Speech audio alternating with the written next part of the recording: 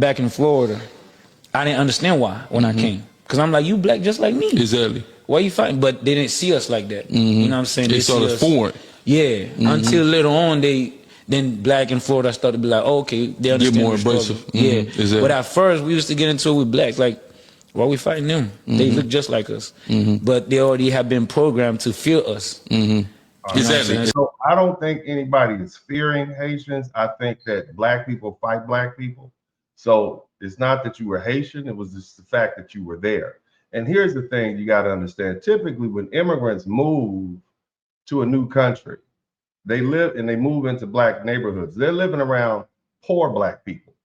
Okay. They're living around poor black people with poor black people problems. They're not living around the upper echelon. The ghetto, somebody type the ghetto. All right. I'm getting warmed up. Okay. Getting warmed up now. Okay. The ghetto is where a lot of these issues happen. Okay. A lot of black Americans move out of the ghetto. Somebody type, we moving on up. Okay. We moving on up to the east side. And as we move on out, and you have black immigrants who move in, they have to deal with ghetto problems. So it's not that those black Americans were afraid of them. I'm absolutely certain they were not afraid of you. But the fact that you're trying to flip the script and say they were afraid of you or they saw you as different, perhaps maybe you saw them as different. Okay, because you didn't say, hey, look, I want to join in with whatever you guys got going on. I'm here in your country. Let me fall in. There's an old saying, when in Rome, do as the Romans, fall in. But a lot of Haitians, just like a lot of immigrants, they want to separate themselves from black Americans. Unfortunately, I do say they think that we are all quote unquote dirty black Americans. They think that we are better, okay, than those black Americans, and they fall for the propaganda. And so this is how that goes. And the truth is, they wouldn't do it if they didn't like it.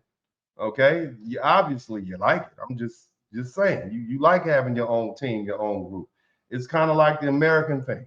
If it wasn't for racism, we'd have intra-racism. It's always going to be a reason to separate yourselves. But Haitians, being a small population, is probably not a wise idea to do that, especially now. I'm just saying, this is the fallout. Somebody type fallout. Let's keep listening. Interesting hairdo, though. I love this hairdo. It's quite intriguing. Let's keep listening. Exactly, and they go like you said, them not understanding the culture, and then because if you watch the Haitian narrative in popular culture, first is number one is voodoo. That's the first thing. So everybody's scared when the majority of us don't even do nothing, right? Have no part.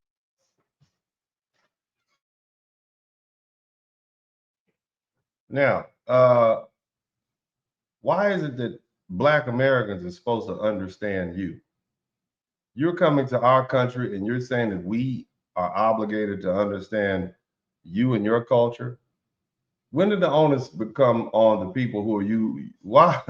If you're moving into someone else's home or someone else's territory or someone else's land, how arrogant do you have to be to feel that they are responsible for learning your language and your culture? Are they also required to eat the food that you eat? Are they required to celebrate the holidays that you celebrate? I'm just saying, it seems like a bit of an imposition to me. I'm just throwing that out there. Okay, but this is an arrogant attitude. Nobody owes you anything. Your job when you come to this country is to integrate and assimilate. Okay, I know there's some good spellers in here. Okay, so I want my good spellers to type assimilate. Okay, you assimilate to the way that we do things here in America.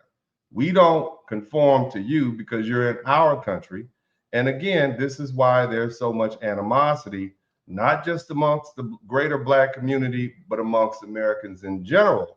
We are kind of tired of immigrants. And I get it, America was built by immigrants. I know, I've heard the rhetoric. But the bottom line is, in America, we have a way of doing things. I'm more open-minded than most Americans because I'm a black American. If you speak a foreign language, go ahead and speak your foreign language. I'm cool with that.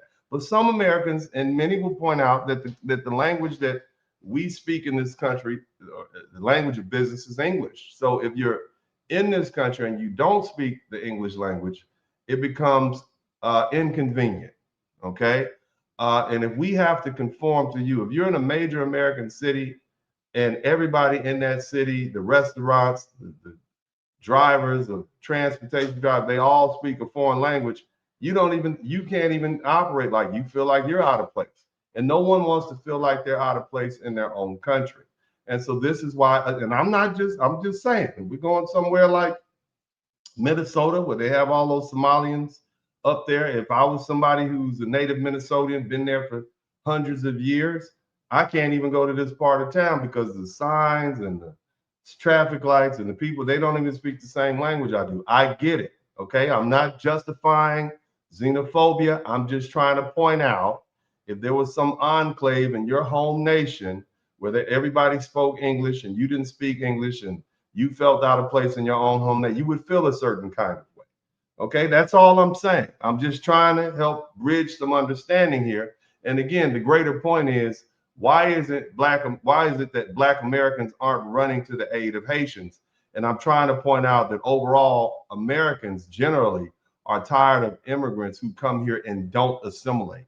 There'll always be a place for people who come to this country and assimilate and work hard and are law-abiding and want to bolster what we have going on here in the United States. However, when you come and don't assimilate, when you actually create obstacles and barriers for other Americans who've been here. That's just what I'm saying, okay? It's a touchy subject, but conversations like this don't help. Right. Then it turns into the killer. Now we're the killers now. Yeah. We're the gangsters. Now everyone's scared of us because of that. Yep. Now it's more, people are starting to understand us more. Everybody doesn't do voodoo. Everybody's not a killer. You know what I mean? You know, we got regular people and, you know, all these various things. You see what I'm saying? So, but the narrative, it had to change. So basically what the gentleman's saying, they brought crime and that was the reputation they garnered early on. Yeah, so there's another issue. You bring your stuff with you and it's not always good stuff.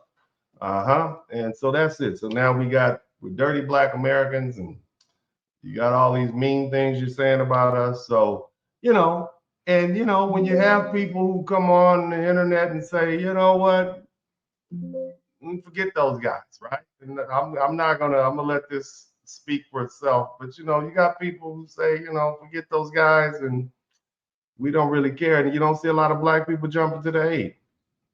Country's better than yours. That's because we filled it. Home. Get out. We know our country's better than yours. That's because we filled it with our work ethic and our culture and our values. You being here only dilutes it for us, those who built it and live it. And half of you people, more than half of you, won't assimilate. We don't want you. We don't care if you're offended. Get out. Go home. Go back to fucking Haiti. Sorry. Family friendly. I'm thinking about our friends in Ohio who've been dealing with these TPS Haitians for years now, who are drunk. Now, I know this is a little racist. Okay. I know it's a little racist coming from her. Okay. But, I'm Black and I kind of voice the same opinions. Maybe I wasn't assertive and nasally with my response, but I'm just telling you, this is how a lot of Americans feel. I'm not saying all. Okay. But coming from her, it's racism, right? I try to talk to you. Okay. And explain from a Black consciousness understanding, but it's still the same thing. Okay. Now she's dropped a few more F-bombs than I did. Somebody type family friendly in the chat room. But again, I want the immigrants who are listening to this to understand, what if a bunch of people came to your country, committed crimes, took resources, and you say, oh, you want us here. We're just here for an education. We know, but you're here and you're crowding up roads. It's housing issues because you need somewhere to stay. Your children enter into our schools. And I know it's a free education, but it's really not free because you're looking at dozens and dozens and dozens of years of Americans, maybe hundreds of years of Americans paying taxes so that we could have those nice schools. So when you show up in, 2012 or 2014 and drop your child off in that school, the school's already been paid for by our tax dollars. So the same kids that will start the school on the year your kids start school, their parents have already paid. So we've already paid it forward, but then you come in and jump in line.